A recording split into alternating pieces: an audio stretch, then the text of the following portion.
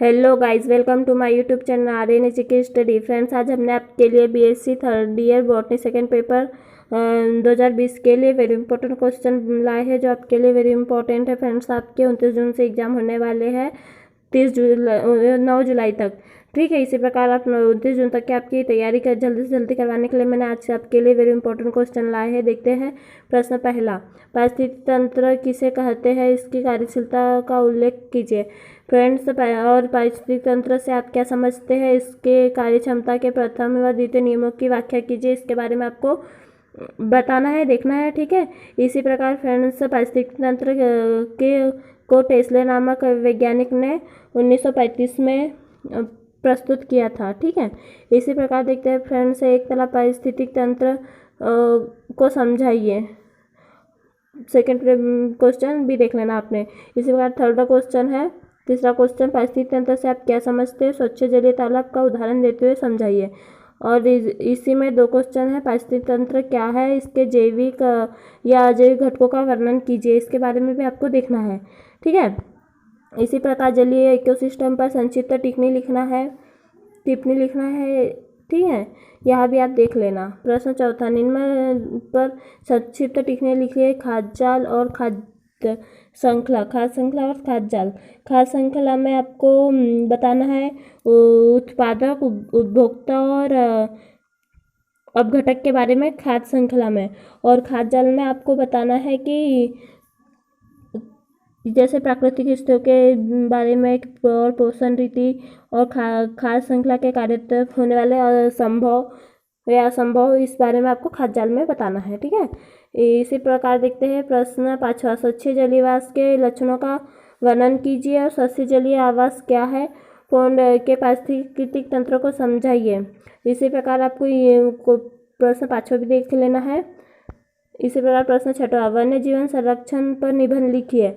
वन्य जीव जंतु की रक्षा की आवश्यकता पर टिप्पणी लिखिए। फ्रेंड्स, इसमें आपको वन्य जीवन संरक्षण पर निबंध लिखना है। और इसी प्रकार दूसरा क्वेश्चन, यह क्वेश्चन एक ही है। इस प्रकार दो प्रकार से आ सकते हैं, या तो इस प्रकार से भी क्वेश्चन आ सकता है या इस प्रकार से भी क्वेश्चन आ सकता है, इसलिए आप दोनों पढ़ के जाइए। वन्य जंतु की रक्षा की आवश्यकता पर टिप्पणी लिखिए। ठीक है, जैसे कि आपको वन्य जंतुओं की रक्षा कैसे की जाती है, इस बारे में आपको बताना है। इसी प्रकार देखते हैं प्रश्न सातवां, मरुस्थलीय अनुक्रम पर एक संक्षिप्त निबंध लिखिए और मरुस्थलीय आवास का संक्षेप में वर्णन कीजिए।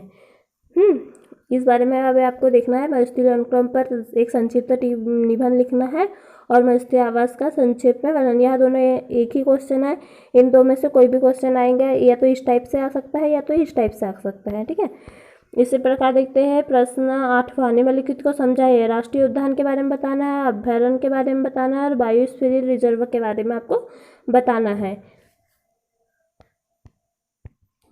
जैसे कि राष्ट्रीय उद्यान के बारे में, नेशनल पार्क के बारे में, ये जैसे कि आपको IUCN की एक सभा ने 1969 में नई दिल्ली में इस प्रकार का परिभाषित किया था। इस प्रकार के आपको यहाँ वर्णन करना है। जैसे कि काजीरंगा राष्ट्रीय पार्क के बारे में बताना है, कान्हा किसली के बारे में बताना है, कॉर्बेट राष्ट्रीय पार्क, कांग्रेस राष्ट्रीय पार्क, गिर पार्क राष्ट्रीय पार्क, इंद्रावती राष्ट्रीय पार्क और बांधवगढ़ राष्ट्रीय पार्क, संजय राष्ट्रीय पार्क।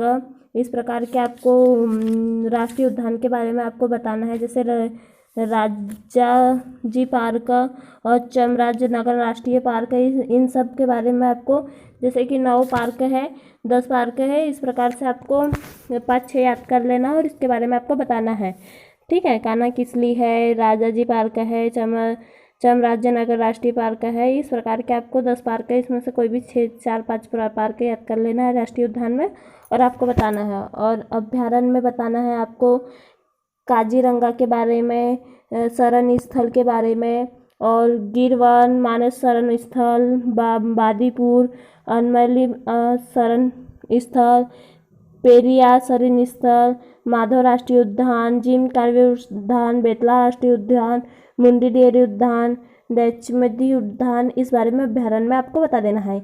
इसी प्रकार बायोस्फीयर रिजर्व में इसके ऐसे जैसे बायोस्फीयर रिजर्व ऐसे क्षेत्र होते हैं जिसके अंतर्गत प्राकृतिक आवासों तथा उनके पाए जाने वाले पौधों, जैविक जंतुओं के की जातियों का संरक्षण किया जाता है। ठीक है, इसके बारे में आपको बताना है। जैसे कि बायोस्फीयर रिजर्व एक ऐसे क्षेत्र होते हैं जिनके अंतर्गत प्राकृतिक आवास तथा उनके पाए जाने वाले पौधे व जीव जंतुओं की जातियों का संरक्षण किया जाता है। ठीक है, इस बारे में आपको बता देना है। अगला क्वेश्चन है प्रश्न 9वां, प्रदूषण से आप क्या समझते हैं? इसका अर्थ स्पष्ट करते हुए इसके प्रकारों का वर्णन कीजिए। पर्यावरण प्रदूषण क्या है, इसके प्रमुख प्रकार बताइए। निम्नलिखित को समझाइए। पर्यावरण प्रदूषण और प्रदूषण के प्रमुख पदार्थ क्या है?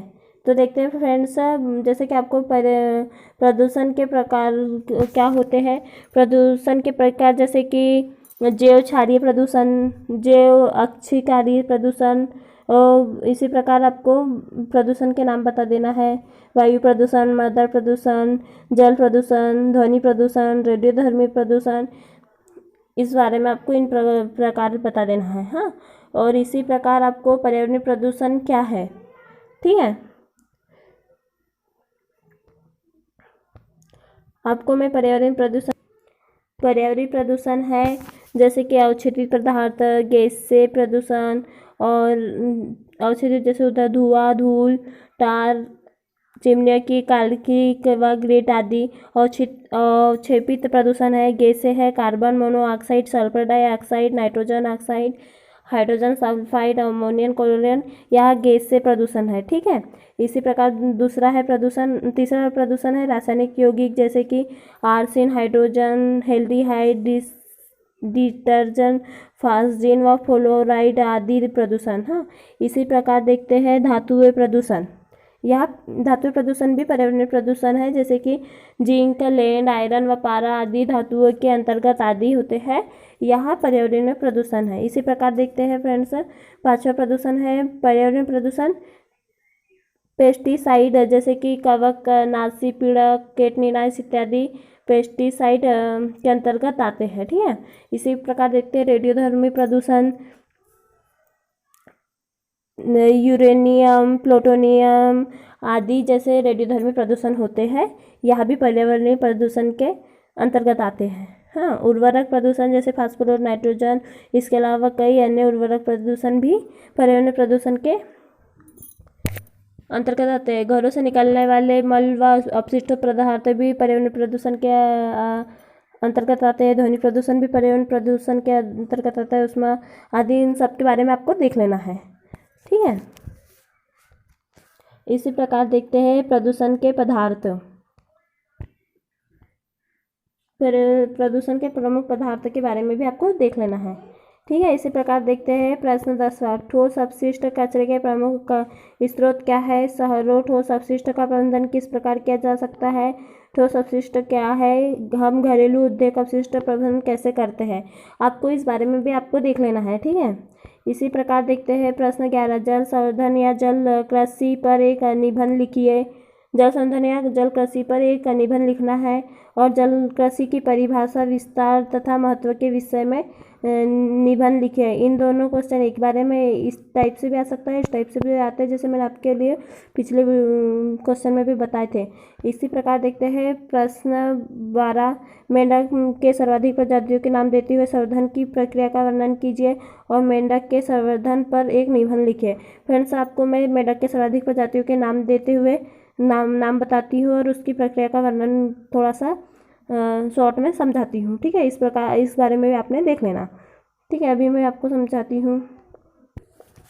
फिर से देखते हैं मेंढक के सर्वाधिक प्रजातियों के नाम, जैसे कि अमेरिका में हरा मेंढक राना कैलिमिटेंस, और दूसरा मेंढक है लेपर्ड मेंढक राना पीपियंस, और पिकेरेल मेंढक राना प्लारिस्ट। इन सब के बारे में आपको बताना है। और इसी प्रकार भारतीय मेंढक के बारे में बताती हूँ। भारत में जो मेंढक पाए जाते हैं उसके बारे में आपको के प्रजातियों के नाम बताती हूँ। ठीक है, भारत में पाए जाने वाले, भारत में बुल मेंढक राना टिग्रिया। ठीक है, और दूसरा है भारतीय हरा मेंढक राना हेक्सा डिक्टाइला। जॉर्डन का मेंढक राना का क्रासा, यह भारतीय मेंढक है। ठीक है, इसी प्रकार मेंढक का संवर्धन है तालाब का डिजाइन, जल की गुणवत्ता, संग्रहण, कृत्रिम संभरण, उपज प्राप्त करना। इन सब के बारे में आपको बता देना है, जैसे कि तालाब का डिजाइन, संग्रहण, जल की गुणवत्ता, कृत्रिम संभरण, इसी प्रकार उपज प्राप्त करना, इस के बारे में आपको मेढक के संवर्धन पर निबंध बता देना है। ठीक है। प्रश्न 13, भारत में सूक्ति संवर्धन किस प्रकार किया जाता है? संक्षेप में वर्णन कीजिए। सूक्तियों की संवर्धित प्रजातियों तथा उनका वितरण, उनके संवर्धन का वर्णन कीजिए। इनके बारे में आपको देख लेना है। इसी प्रकार देखते हैं प्रश्न 14, कार्प पर मछलियों का वर्गीकृत करते हुए 3 कार्प मछलियों के जैविक का वर्णन कीजिए। जैसे कि 3 कार्प मछलियाँ होती है, चाइनीज कार्पस मछलियाँ, इंडियन मेजर कार्पस मछलियाँ, और ठीक है, इनके बारे में आपको देख लेना है। ठीक है। इसी प्रकार देखते हैं प्रश्न 15, रेशम उत्पादन उद्योग पर संक्षिप्त टिप्पणी लिखिए। इसके बारे में आपको देख लेना है, रेशम उत्पादन के बारे में। जैसे कि रेशम उत्पादन उद्योग है मचाना, डाल, पत्तियों का काटने वाला चाकू, टोकरिया, पालन पोषण ट्रे, बुनने वाली या चंद्रकाशी ट्रे, आर्द्रता मापी, ताप मापी, आवनी, फीजर, इन सब के बारे में आपको देख लेना है। यहाँ रेशम उत्पादक उद्योग है, इसमें आप संक्षिप्त टिप्पणी लिख देना। इसी प्रकार देखते हैं प्रश्न 16, मधुमक्खी पालन के आधुनिक विषयों का वर्णन कीजिए। ठीक है। मधुमक्खी पालन के आधुनिक विषयों का वर्णन कर देखना है आपको। इसी प्रकार प्रश्न 17, नाशक कीटों का जैविक नियंत्रण किस प्रकार किया जाता है? यह भी आप देख लेना। मैं आपको बताती हूँ नाशक कीटों का जैविक नियंत्रण किस प्रकार किया जाता है, इसमें आप संक्षिप्त बता देना। मैं आपको शॉर्ट में बताती हूँ। देखते हैं नाशक कीटों का जैविक नियंत्रण किस प्रकार किया जाता है।